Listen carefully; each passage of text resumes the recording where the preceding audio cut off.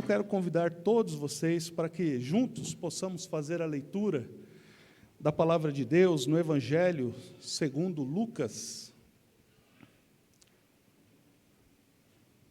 Evangelho segundo Lucas. Está dando um retorninho aqui, está um pouco de microfonia, eu acho.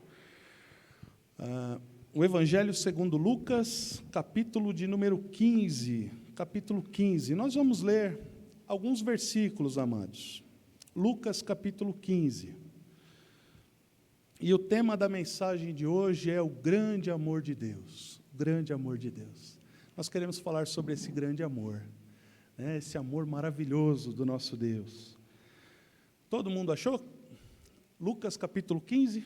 Então, diz assim a palavra do Senhor. Nós vamos ler os versículos 1 e 2, e depois nós vamos passar ao versículo 11, e vamos ler até o 32, tá bom? Diz assim a palavra do Senhor. Aproximavam-se de Jesus todos os publicanos e pecadores para o ouvir. E murmuravam os fariseus e os escribas, dizendo: Este recebe pecadores e come com eles. Versículo 11 agora. Continuou. Certo homem tinha 2 filhos. O mais moço deles disse ao pai: Pai, dá-me a parte dos bens que me cabe. E ele lhes repartiu os haveres. Passados não muitos dias, o filho mais moço, ajuntando tudo o que era seu, partiu para uma terra distante, e lá dissipou todos os seus bens, vivendo dissolutamente. Depois de ter consumido tudo, sobreveio àquele país uma grande fome, e ele começou a passar necessidade. Então ele foi e se agregou a um dos cidadãos daquela terra, e este o mandou para os seus campos a guardar porcos. Ali desejava ele fartar-se das alfarrobas que os porcos comiam, mas ninguém lhe dava nada. Então, caindo em si, disse: Quantos trabalhadores de meu pai têm pão com fartura, e eu aqui morro de fome? Levantar-me-ei e irei ter com meu pai, e lhe direi: Pai, pequei contra ti, pequei contra o céu e diante de ti. Já não sou digno de ser chamado teu filho. Trata-me como um dos teus trabalhadores. E levantando-se foi para seu pai. Vinha ele ainda longe, quando seu pai o avistou. E compadecido dele, correndo, o abraçou e beijou.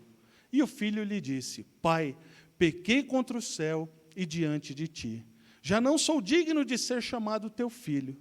O pai, porém, disse aos seus servos: Trazei depressa a melhor roupa, vestiu, ponde-lhe um anel no dedo e sandálias nos pés.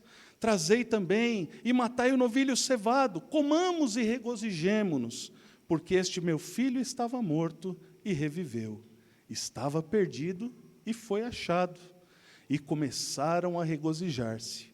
Ora, o filho mais velho estivera no campo, e quando voltava, ao aproximar-se da casa, ouviu a música e as danças. Chamou um dos criados e perguntou o que era aquilo. E ele informou: Veio teu irmão e teu pai mandou matar o novilho cevado, porque o recuperou com saúde. Ele se indignou e não queria entrar. Saindo, porém, o pai procurava reconciliá-lo. Mas ele respondeu a seu pai: Há tantos anos que te sirvo sem jamais transgredir uma ordem tua, e nunca me deste um cabrito sequer para alegrar-me com os meus amigos. Vindo, porém, esse teu filho, que desperdiçou os teus bens com meretrizes, tu mandaste matar para ele o novilho cevado. Então lhe respondeu o pai: Meu filho, tu sempre estás comigo, tudo o que é meu é teu. Entretanto, era preciso que nos regozijássemos e nos alegrássemos, porque esse teu irmão estava morto e reviveu, estava perdido e foi achado. Amém. Que palavra boa essa, registrada no Evangelho de Lucas, o Evangelho de São Lucas. Eu gostaria de refletir com os irmãos um pouco nesse texto, amados, e começar dizendo que Deus olha para nós, seres humanos, a partir da sua maravilhosa graça, a partir da sua misericórdia, e Deus sabe qual é a condição de todo ser humano, sem exceção, de forma que, aos olhos de Deus, todos nós estamos na mesma condição diante dele. Não há bons, não há melhores, não há mais favorecidos, não há pessoas mais especiais que outras, não há pessoas que sejam mais cheirosinhas às narinas de Deus, não é? Como se fossem por si mesmas mais especiais que as outras. Todos os seres humanos são colocados em patamar de igualdade. Diz a palavra do Senhor: todos pecaram e destituídos estão da glória de Deus. Todos nós fomos tirados da presença de Deus e somos iguais diante de Deus. O texto que nós acabamos de ler, ele fala de dois tipos de pessoas, contudo. Dentre todos esses que são iguais, nós podemos ver dois tipos que se formam: aqueles que são religiosos e aqueles que não são. Todos igualmente pecadores. Todos igualmente carentes da graça de Deus. Todos precisam de Jesus, todos indistintamente, todos precisam. E a Bíblia está mostrando, então, essas duas classes de pessoas. Vejam, os versículos 1 e 2 do capítulo 15, ele mostra o seguinte: aproximavam-se de Jesus todos os publicanos e pecadores para o ouvir. Jesus recebia todas as pessoas, indistintamente. Publicanos e pecadores, cobradores de impostos, pessoas que eram odiadas na sociedade, pecadores que eram tidos pelos religiosos como indignos de fazer parte daquele momento, eram recebidos por Jesus. Jesus os acolhia indistintamente, porque Jesus veio a este mundo com um propósito: não condenar o mundo, mas salvar o mundo. E ele estava ali para salvar o mundo, ele estava ali para nos salvar.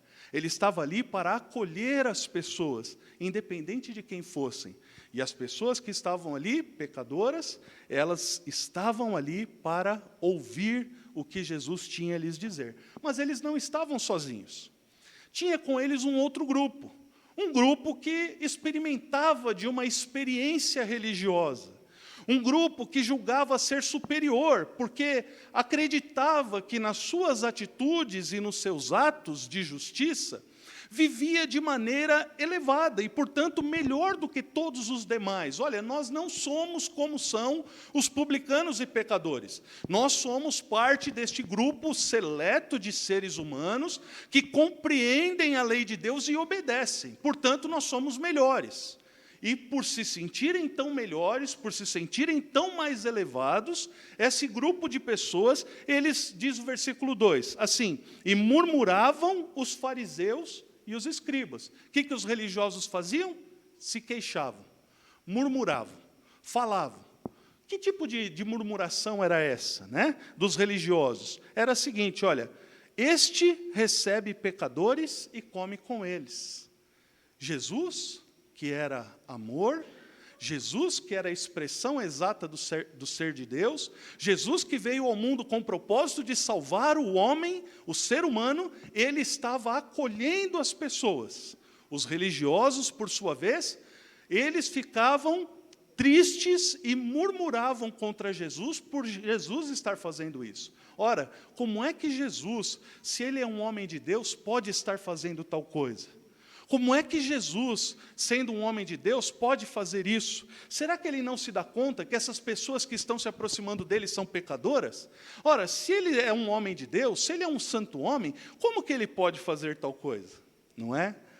E ali, então, a gente percebe a diferença entre aqueles que praticavam a religião e aqueles que não praticavam a religião.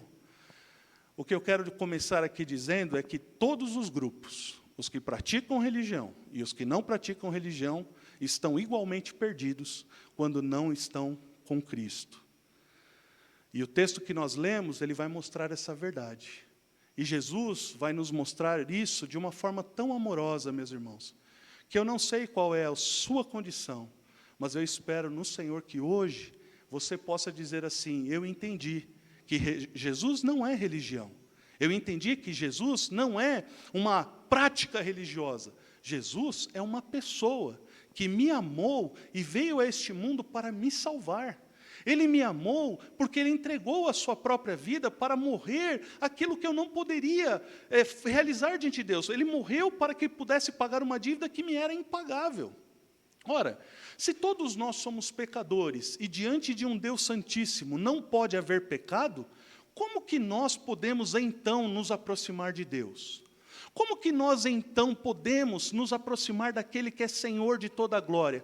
Todo ser humano deve uma morte a Deus. A questão é que, se nós morrermos e formos conduzidos pela nossa própria caminhada, segundo a nossa própria justiça, segundo os nossos próprios atos, segundo as nossas próprias inclinações, nós não conseguiremos jamais atender aos requisitos da vontade de Deus para a santificação e estarmos na sua presença. Deus é santo, irmãos. Deus é santo.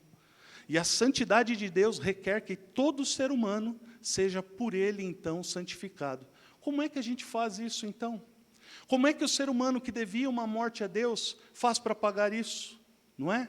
Nós não temos como pagar essa conta. Essa conta só pode ser paga por Jesus. Então, o texto que nós acabamos de ler, ele vai nos mostrar que todo ser humano, indistintamente, ele está perdido e precisa ser achado. E aí ele vai mostrar algumas coisas. Veja o versículo 11 novamente. Certo homem tinha 2 filhos. Aqui os 2 filhos representam justamente esses 2 tipos de pessoas. Vamos falar então primeiro daqueles que não praticam religião nenhuma. Daqueles que decidem viver uma vida à sua própria maneira. Daqueles que não se preocupam em seguir nenhuma regra. Vamos começar falando desses. E diz o texto assim, olha, o mais moço deles disse ao pai, pai, dá-me parte dos bens que me cabe. E ele lhes repartiu os haveres. Havia uma herança para ser dada. O pai era rico e deu.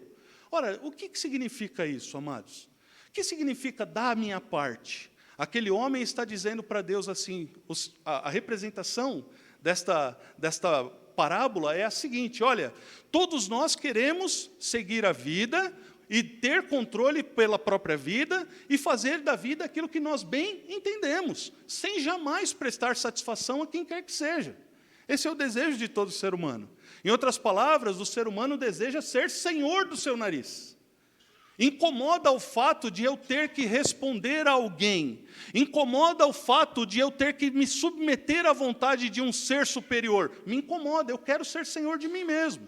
E esse era o coração daquele homem. O coração daquele homem era esse, eu quero viver a minha vida. Eu quero fazer da minha vida o que eu bem entendo. E olha que interessante. O pai, então, fala assim, olha, toma a sua vida e faz da sua vida o que você bem entende. Deus entregou a ele, então, o pai entregou a ele o direito de fazer da vida o que ele bem entendia. Deus entrega às pessoas o direito das pessoas fazer da própria vida o que elas bem entendem. E as pessoas vivem como acham que têm que viver. Sim ou não? Parece que sim, né? Parece que essa é uma grande realidade que Jesus está trazendo aqui para a nossa reflexão. Porém, amados, veja o versículo 13. Ele vai dizer assim, olha, passados não muitos dias, o filho mais moço, ajuntando tudo o que era seu, partiu para uma terra distante e lá dissipou todos os seus bens. Lá dissipou todos os seus bens, vivendo dissolutamente. Olha só que coisa interessante, né? Então o filho, ele parte para uma terra distante. O que significa partir para uma terra distante nesse contexto, nessa metáfora? Sabe o que Jesus está querendo nos mostrar, meus irmãos? Que quando nós assumimos o controle da nossa vida, nós não queremos mais ficar sob a tutela de Deus. Nós queremos nos afastar de Deus. Nós queremos estar longe dEle. Porque, afinal de contas, aquilo que nós imaginamos ser a vontade de Deus é insuficiente para a nossa alegria plena. Aquilo que nós entendemos ser o lugar da segurança que Deus quer nos oferecer, muitas vezes nós rejeitamos, imaginando que fora é que nós encontramos a maior e a melhor das felicidades. E as pessoas vão em busca disso. As pessoas se lançam atrás dessas coisas, não é? Quem de nós um dia já não passou por isso, por essa experiência? Eu creio que talvez seja essa a sua experiência hoje, né? O desejo de estar distante. Eu sei muito bem o que eu penso. Vem com esse papo de Deus. Cara, se liga, eu tenho saúde, eu tenho vida, eu estou bem. Aquele moço estava naquele momento muito bem, e se afastou do pai. Ele foi para uma terra distante. Ele foi para uma terra distante. E quando ele chegou nessa terra distante, ele passou a viver dissolutamente. Ou seja, ele passou a viver do jeito que lhe aprazia o coração, segundo as suas próprias inclinações, e que não eram aquelas coisas que Deus tinha projetado e planejado para que ele vivesse bem. E quando as pessoas fazem isso, meus irmãos, elas fazem exatamente desta maneira. Elas se lançam em busca dos prazeres que este mundo tem a oferecer. E se lançam nisso. Quais são os prazeres que esse mundo tem a oferecer? São tantos. É uma lista infindável de coisas, não é? E a Bíblia nos mostra que aquele homem foi experimentar uma vida dissoluta. E a gente pode incluir nessa lista tudo o que a gente pode imaginar. Era uma vida dissoluta. E aí o texto continua para nos mostrar algo mais. Ele fala assim, olha, depois de ter consumido tudo, sobreveio àquele país uma grande fome. Uma grande fome. E ele começou a passar necessidade. Então ele foi e se agregou a um dos cidadãos daquela terra, e este o mandou para os seus campos a guardar porcos. Ali desejava ele fartar-se das alfarrobas que os porcos comiam, mas ninguém lhe dava nada. Ninguém lhe dava nada. Aquele homem foi para longe, aquele homem se afastou do pai, aquele homem destruiu a própria vida, vivendo segundo as suas próprias paixões e inclinações. Aquele homem que julgava estar certo de que tudo o que ele fazia era bom e correto e que proporcionaria para ele um futuro feliz, estava agora experimentando da tristeza de uma mudança radical na sua vida, onde ele se encontra agora no fundo do poço. Havia fome, o dinheiro acabou, porque quando nós temos dinheiro, queridos, nós temos muitos amigos. Quando o dinheiro acaba, cadê os amigos? Quando nós temos dinheiro, tem grana, você tem amigo. Acabou a grana, acabou os amigos. É assim que funciona ali, no mundo afora, longe do Pai. Quando nós temos dinheiro, nós temos um monte de gente que está disposta a tomar da cerveja que a gente paga. Quando o dinheiro acaba, ninguém lembra qual é teu nome. Se você ficar doente, esquece. Se você precisar, quem são teus amigos? E aquele homem se viu assim, justamente nessa condição. Quando eu estava cheio da grana, quando eu estava aqui podendo, quando eu estava aqui bancando, estava tudo bem comigo. Mas agora eu não tenho mais nada. Estou quebrado. E aí? E aí, ele se viu na seguinte condição. Ô fulano, quebrar teu galho, tem uns porcos ali para cuidar. Você quer se lançar na imundícia ali e cuidar deles? Quem sabe te sobra alguma coisa que comer. Essa é a piedade que o mundo tem a oferecer, amados. Que as pessoas oferecem. O favor que vem. Não é? Então, quando a gente olha para essa realidade, a gente percebe que o ser humano, ele vai muitas vezes experimentando abismos e cada vez abismos mais profundos no processo de querer ter a vida nas suas próprias mãos. É um equívoco nosso. Acreditar que a vida está nas nossas mãos e que aquilo que nós realizamos vai dar tudo certo sempre. Porque da noite para o dia, você pode ter uma guinada. Da noite para o dia, você pode adoecer. Da noite para o dia, você pode perder tudo. E aí, querido? E aí? E o que Jesus está nos mostrando aqui é que aquele homem perdeu tudo. Só que tem um detalhe, ele estava longe do Pai. Sabe o que ele tinha longe do Pai? Ele tinha a comida dos porcos, e olhe lá. Já se viram nessa condição de imaginar precisar comer da comida dos porcos? O texto fala sobre isso. Ele desejava fartar-se da comida dos porcos, mas nem isso davam para ele. Nem isso davam para ele. Nem isso. Eu não sei se você conhece pessoas que já experimentou esse tipo de realidade, amados. Eu conheço gente assim. Eu conheço gente que passou por isso. Que teve vida abundante do seu próprio ponto de vista, quando pôde bancar muita gente, quando estava por cima, quando tinha dinheiro. Estava por cima, estava tudo bem. E um dia quebrou. O que foi que aconteceu com a vida dele? Os amigos que eram tão chegados, que as piadas, as risadas eram longas, e ia embora, e risadas, e alegrias, e alegrias. No momento da sua dor, nunca apareceu um para dizer, e aí, cara, falta quantos dias para morrer? Está precisando de alguma coisa? Esse menino, esse rapaz, que representa os filhos que se distanciam do pai, experimentou toda essa destruição na sua vida. Só que acontece algo com ele. O versículo 17 vai dizer assim, ó, então, caindo em si, disse, quantos trabalhadores de meu pai têm pão com fartura e eu aqui morro de fome? Quantos trabalhadores do meu pai têm fartura de pão e eu estou aqui morrendo de fome, desejando comer o que sobra dos porcos? Eu não tenho nada. Sabe, amados, quando nós nos afastamos de Deus, não há outra coisa a não ser escassez. A vida longe de Deus é deserto. A vida longe de Deus é sofrimento. A vida longe de Deus, ela tem alegrias momentâneas, mas essas alegrias não sustentam a nossa experiência neste mundo de forma perene, de forma eterna. Elas não são capazes disso. Elas são incapazes. E o que o texto está nos mostrando é que quando aquele homem se dá conta disso, veja, ele entendeu, fala assim, olha, na casa do meu pai há. O texto aqui é uma representação para dizer para a gente o seguinte, olha, quando nós olhamos para as misericórdias de Deus e olhamos para o Criador dos céus e da terra, nós encontramos nele a bondade e o alívio que nós tanto precisamos na nossa alma. Ele é o único que pode suprir aquilo que está no íntimo do nosso coração, é só Ele, é só o Pai. O dinheiro acabou, a alegria acabou, tudo acabou. Mas ainda havia o Pai. E o Pai estava lá. E ele se deu conta, eu ainda tenho o meu Pai.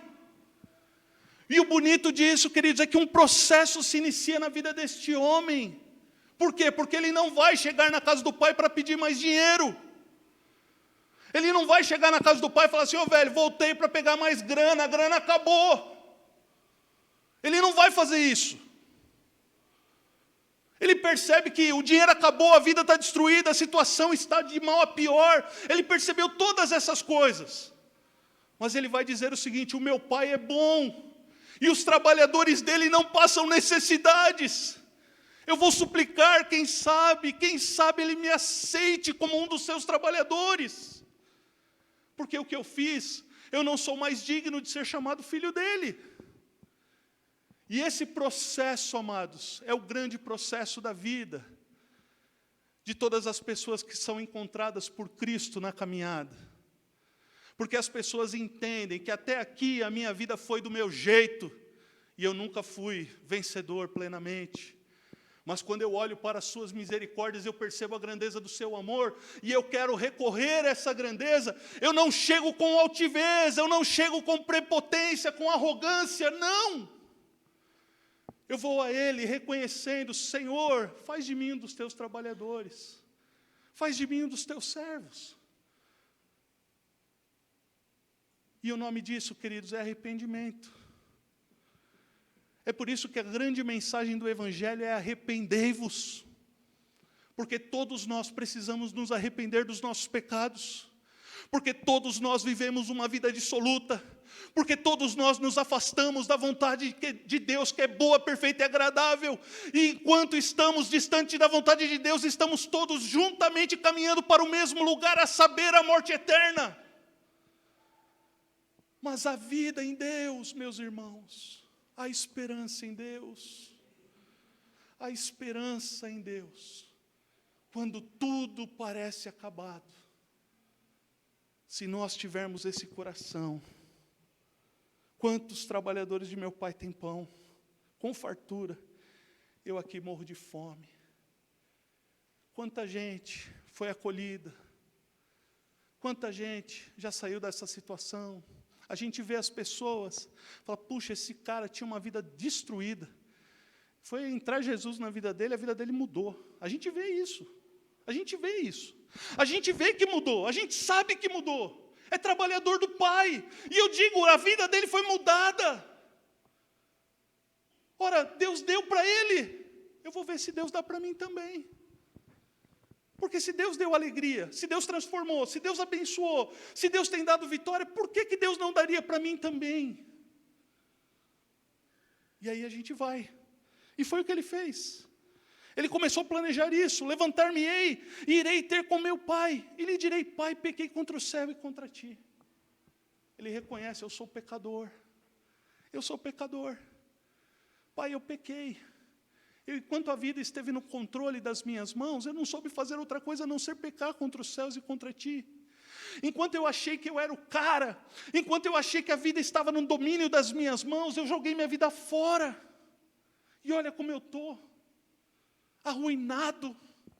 Olha como eu estou, destruído, Pai. E ele vai à presença do Pai. E ele vai com esse coração. Já não sou digno de ser chamado teu filho. Trata-me como um dos teus trabalhadores. Que bonito o coração desse homem, depois de tanto apanhar, depois de tanto sofrer, depois de tudo perder. Ele entendeu que era possível ser tratado como pelo menos um dos trabalhadores do Pai. Valeria a pena se humilhar, valeria a pena chegar no Pai com humildade, valeria a pena chegar no Pai pedindo a misericórdia. Quem sabe o Pai o atendesse. Acontece, queridos, que até aqui o texto diz respeito a quem nós somos. E o tema da mensagem é o grande amor de Deus.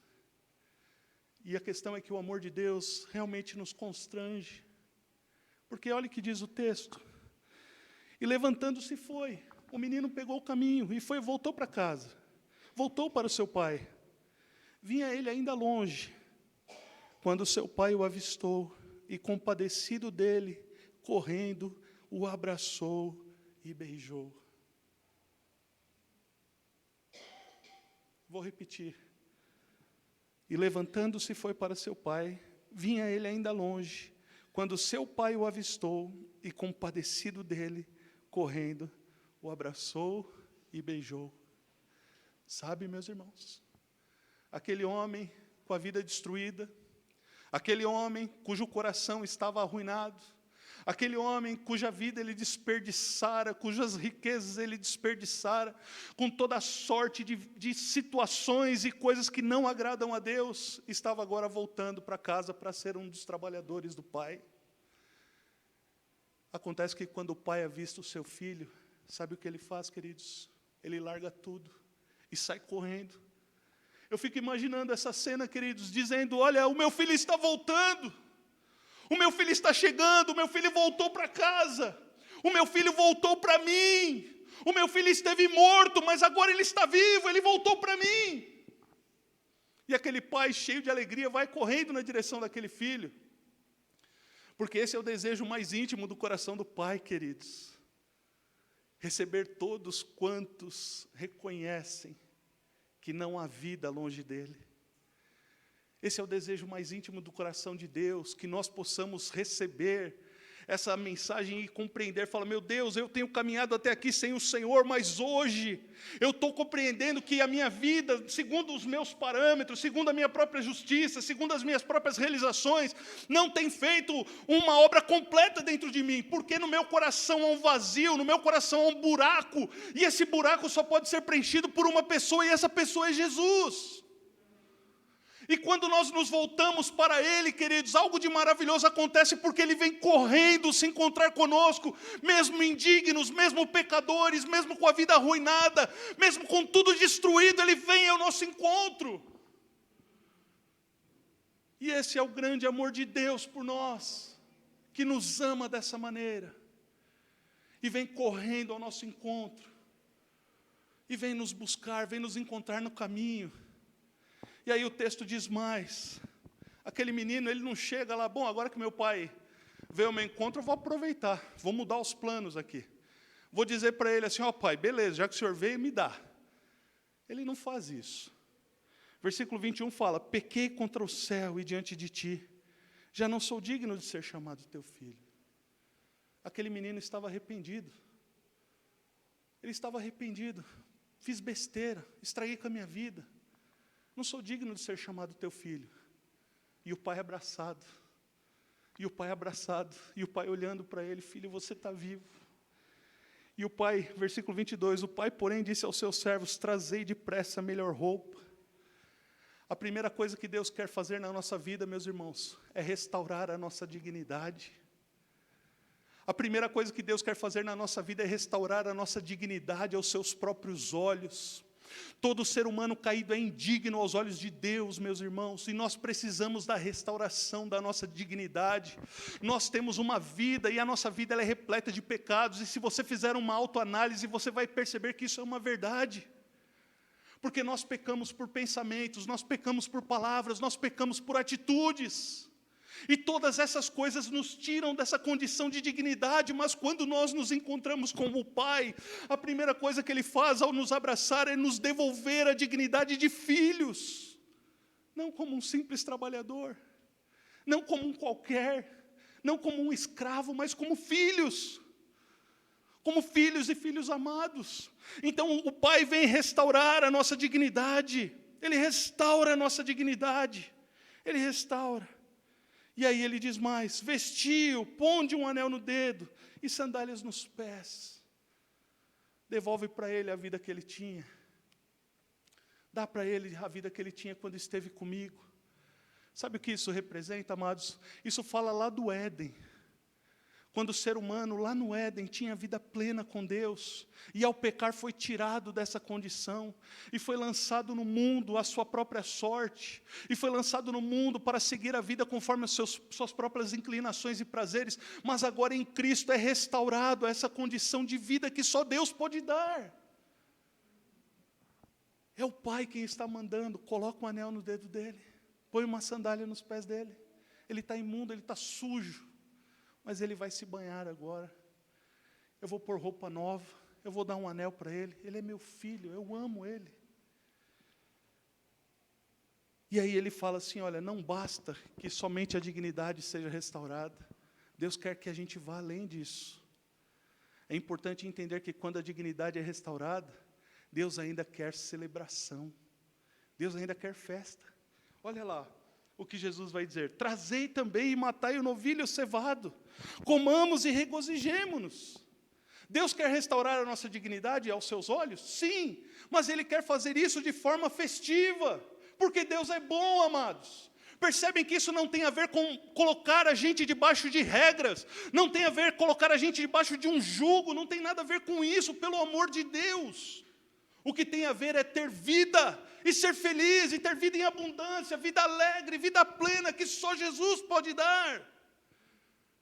Se trata disso, é Jesus vivo nos nossos corações. É disso que se trata, meus amados.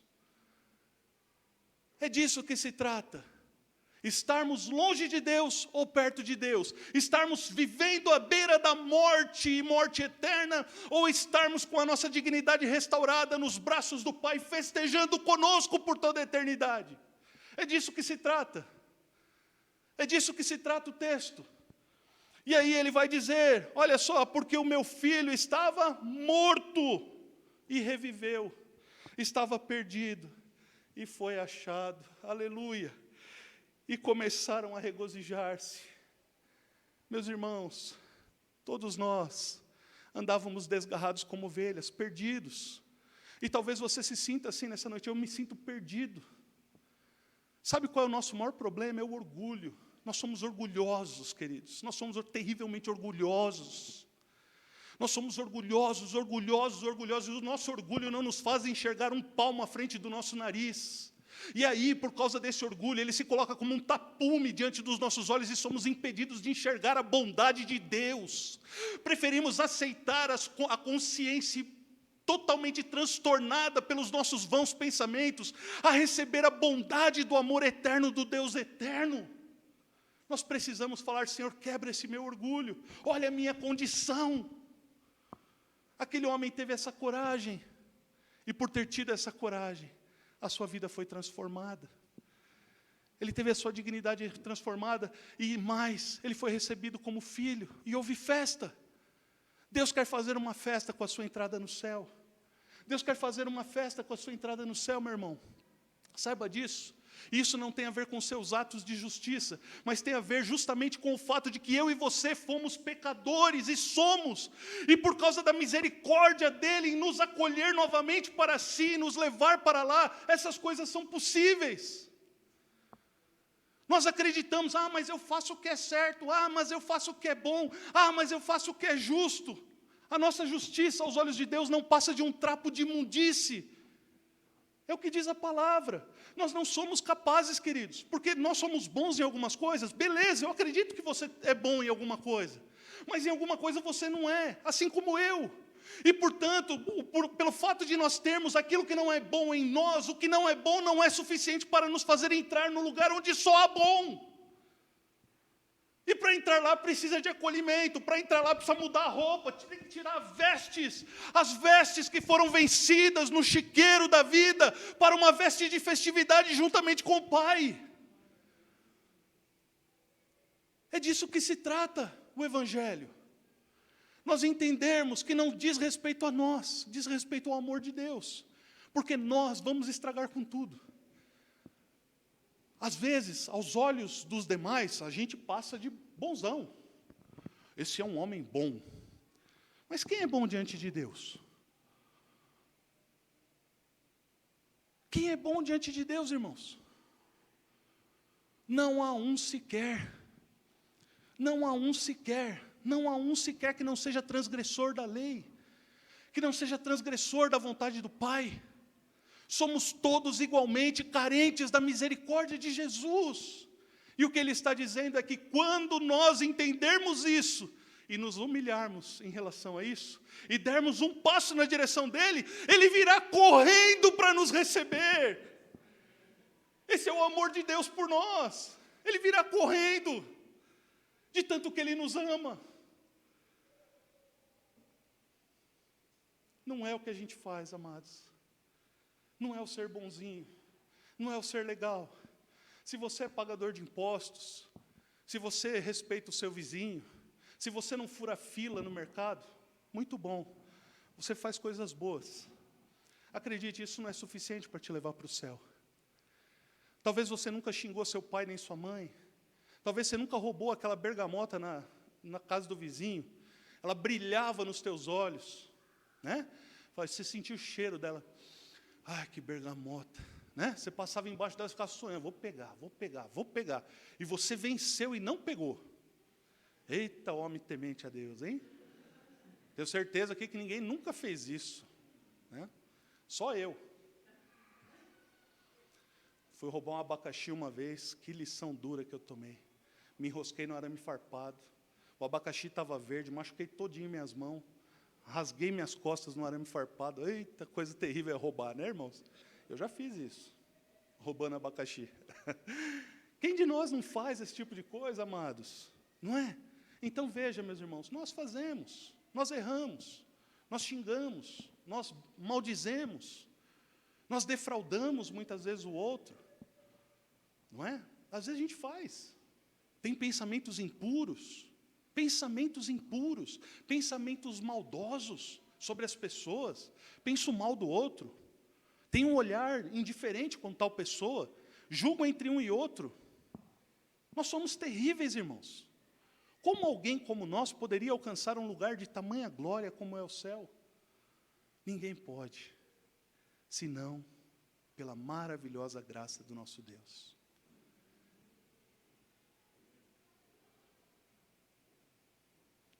Essa é a história do Evangelho. Só que, claro que nesse meio aí tem os religiosos, né? Aí vocês pensam assim, puxa, agora o pastor vai puxar a sardinha para o lado dele. Agora é que a coisa fica ruim, irmãos. Agora é que a coisa fica ruim.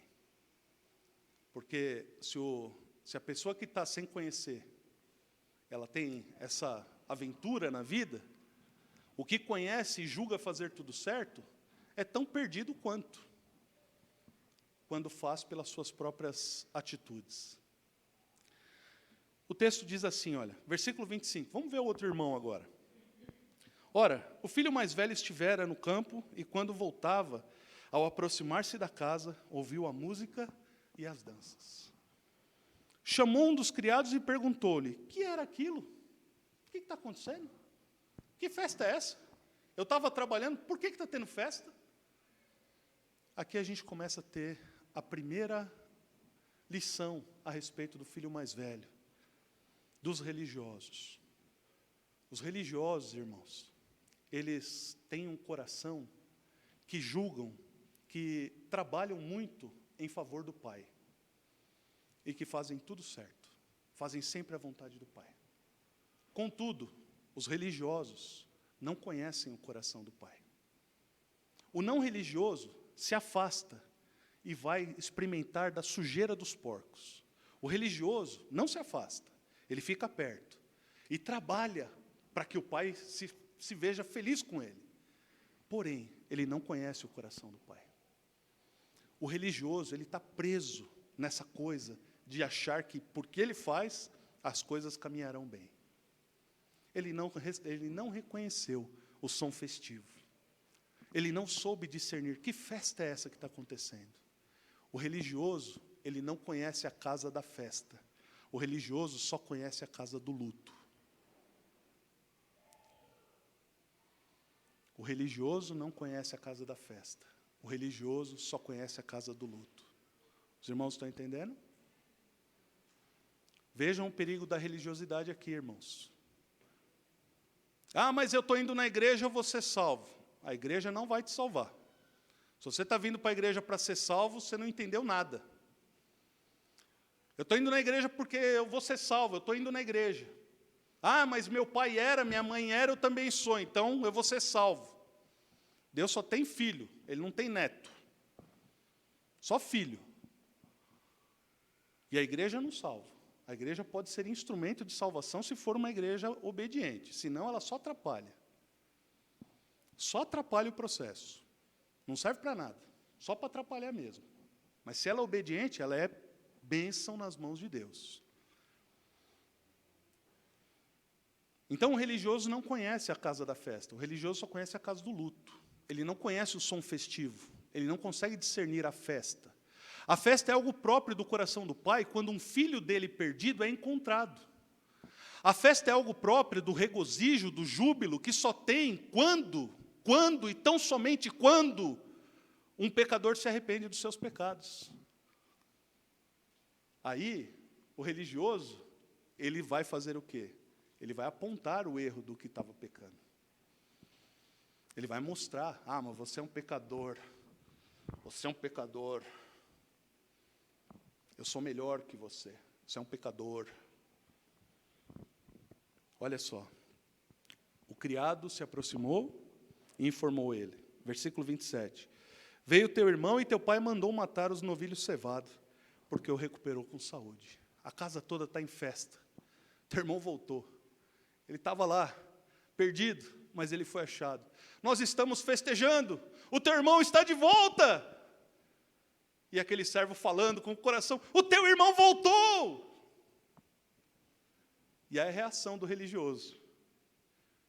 Versículo 28. Ele se indignou e não queria entrar. Primeira reação do religioso, não quis aceitar o fato de que um pecador pudesse se arrepender dos seus pecados e ser por Deus aceito.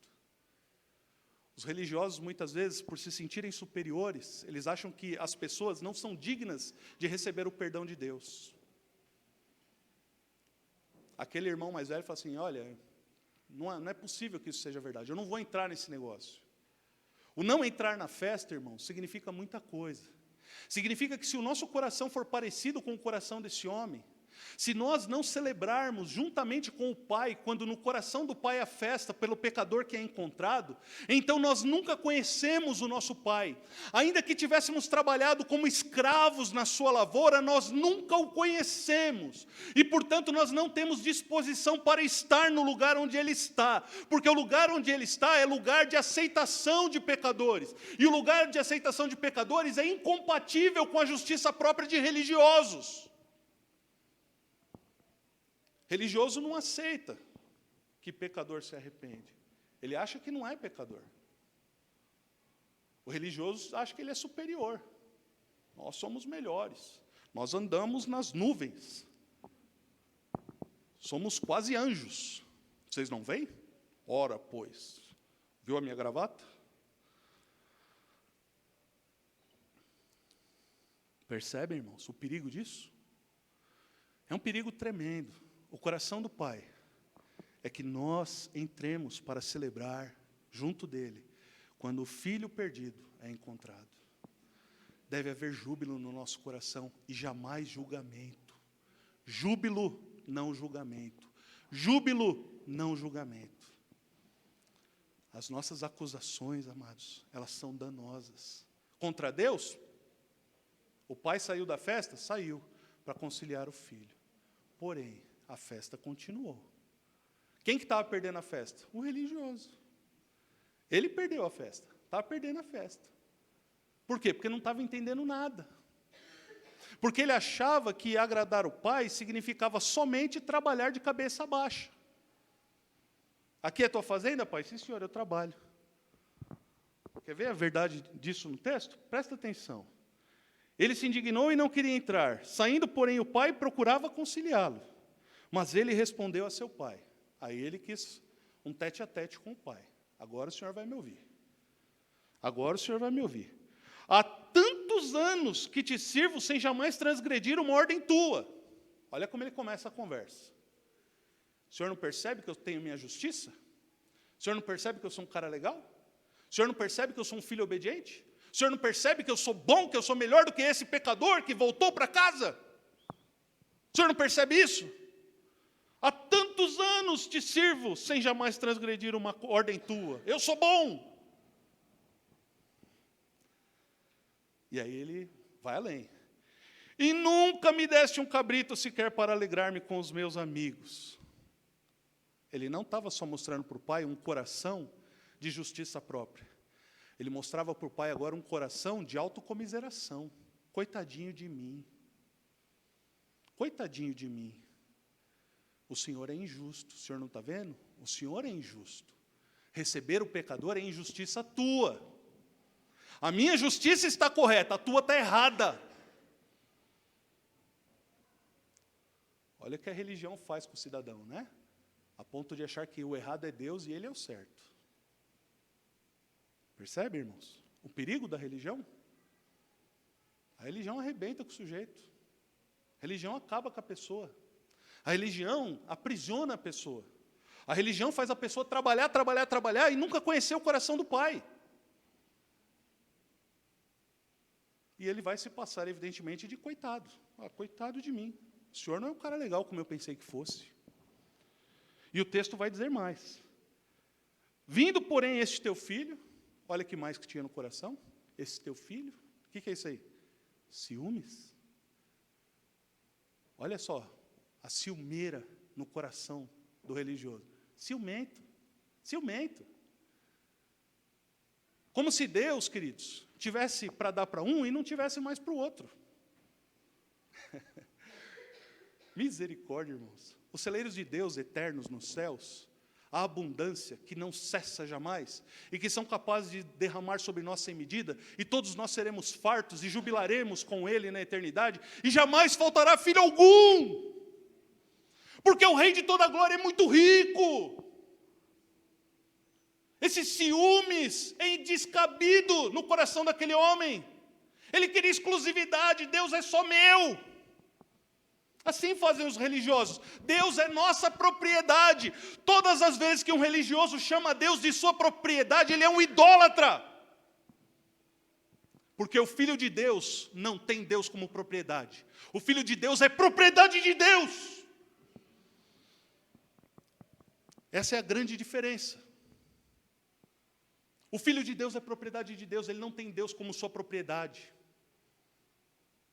A divindade acolhe aquilo que eu lhe determino. Vem cá, divindade, você vai ficar aqui.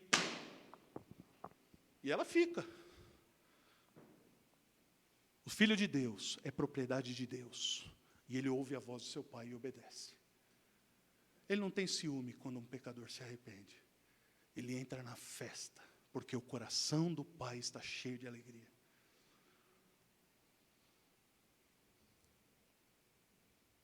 Como está teu coração hoje, irmão?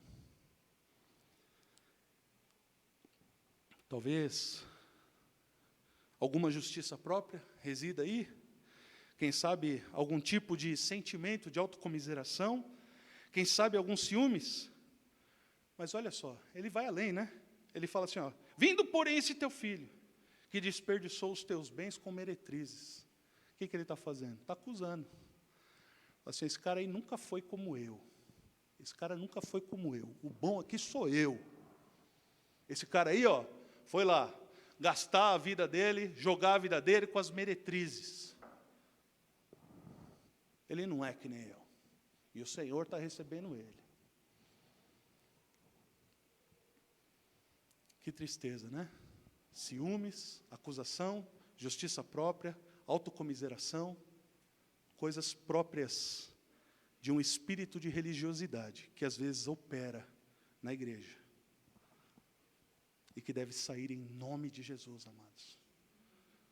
Nós precisamos conhecer o coração do nosso Pai, para que quando um pecador se arrepende, nós entremos em festa, juntamente com Ele. Porque o dia que nós fomos aceitos na glória, nós não fomos aceitos por aquilo que nós fazíamos de bom. Nós fomos aceitos por aquilo que Cristo fez de bom em nosso favor, há 2000 anos, entregando-se na cruz, em nosso lugar. É por causa da obra dele que nós somos aceitos no céu. E quando nós vamos para o céu e somos aceitos pelo Pai, há júbilo para os verdadeiros filhos de Deus. Talvez os religiosos se enfureçam com isso. Talvez alguém vai ficar bravo, né? Que fique bravo, fazer o quê? Né? Paciência. Vamos celebrar. Vamos festejar com Deus. Em nome de Jesus. E o texto diz mais, né? Tu mandaste matar para ele o novilho cevado.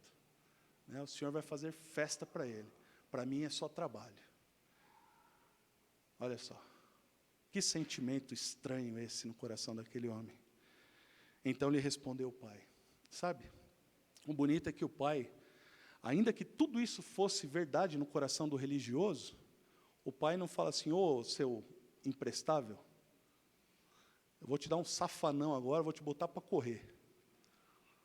O pai não faz isso. Sabe o que o pai faz? Ele diz assim, olha, meu filho,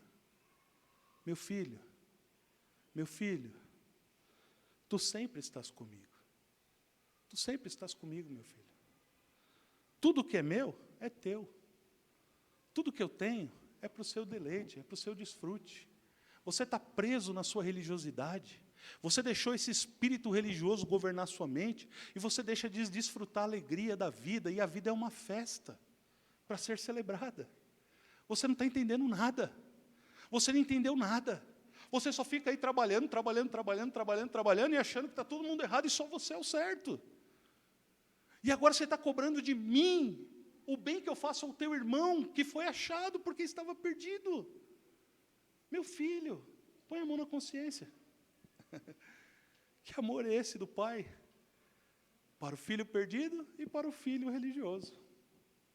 O pai ama todos. Percebem, amados? Meu filho. Que amor é esse? Não é? E aí ele fala assim, entretanto era preciso que nos regozijássemos e nos alegrássemos. Era preciso. Por quê? Porque esse teu irmão estava morto e reviveu. Estava perdido e foi achado. Glória a Deus.